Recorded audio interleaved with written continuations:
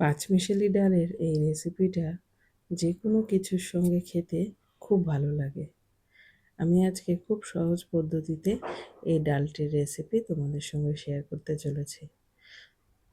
তাহলে চলো দেখে নাও রেসিপিটি। প্রথমেই ডালগুলোকে আগের দিন রাত্রে ভালো করে ধুয়ে ভিজিয়ে রেখে দিয়েছিলাম। তারপর একটা প্রেসার কুকারে 3 থেকে 4টে সিটি দিয়ে নিয়েছি। দেখো ডালগুলো কত সুন্দর সেদ্ধ হয়ে গেছে। এর থেকে আর বেশি সেদ্ধ করার দরকার নেই।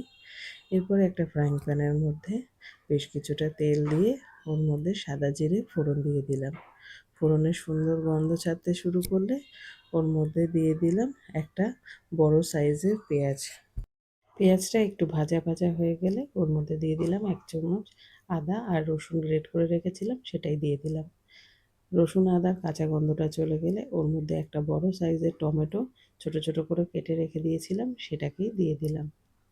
টমেটোটা একটু গলে গেলে ওর মধ্যে দিয়ে দেবো রোজকার যে মশলা, যেমন নুন, হলুদ, লঙ্কার গুঁড়ো, জিরের গুঁড়ো, ধনের গুঁড়ো, একটু কাশ্মীরি লঙ্কার গুঁড়ো দিয়েছিলাম।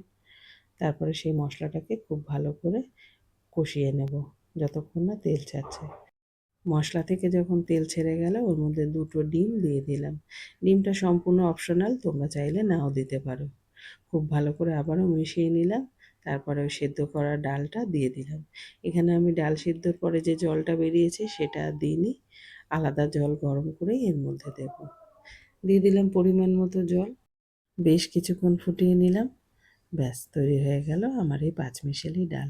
শুধু একবার দেখে নিলাম ডালটা আর ভালোভাবে সেদ্ধ হয়ে গেছে কিনা। প্রেসারে তো আগেই সেদ্ধ করা ছিল, তারপরে ফোটানোর ফলেও ডালটা যেটুকুনি বাকি ছিল সেটুকুনিও সেদ্ধ হয়ে গেছে।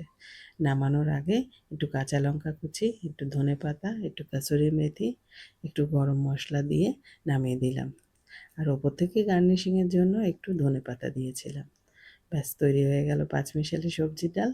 এই ডালটা ভাত, রুটি, পরোটা সব কিছু দিয়েই খেতে ভালো লাগবে। তাহলে খুব সহজ না রেসিপিটা? তোমরা অবশ্যই বাড়িতে ট্রাই করবে আর আমাকে কমেন্ট করে জানাবে কেমন লাগলো। ভালো লাগলে একটা লাইক করে দিও।